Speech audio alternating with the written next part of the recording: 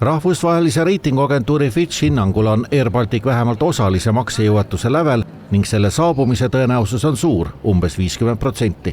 Samuti tähendab negatiivne väljavaade seda, et nad peavad olukorra halvenemist tõenäolisemaks kui paranemist. Fitchi negatiivse prognoosi keeldus Air Baltic kommenteerimast, peaminister Andris Kulbergs intervjuuks aega ei leidnud ning TV3 uudised suunati Transpordiministeeriumi poole. Fitch tātad neatkarīga aģentūra, kura vērtē uzņēmumus pēc tās informācijas, kas ir pieejami viņiem publiskajā telpā un tā tālāk.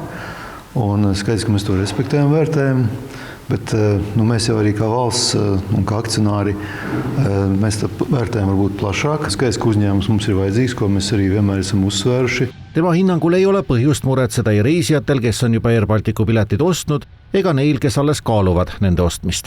Nevajag satraukties. Liekas satraukums šajā gadījumā, protams, nav vajadzīgs. Skaidrs, ka mēs darām visu, lai šo kapitāla struktūru pilnveidotu, bet nav tā, ka tur būtu jāsāk satraukties.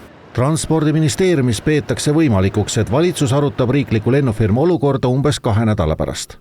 Võimalike riigipoolsete investeeringute teemal rääkis Šitkovs aga ettevaatlikult.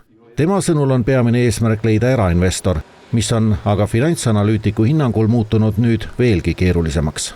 Kad viņš samazina reitingus, tad jebkurš potenciālais naudas devējs, viņš kļūst daudz tramīgāks un mazāk vēloši iesaistīties šajos te procesos. Ja, tagad es saku, tas tikai tālāk salīdzina, sarežģīja šo situāciju. Es ceru, ka premjeram ir kaut kāds plāns. Pagaidām tas tādu iespēju neatstāja.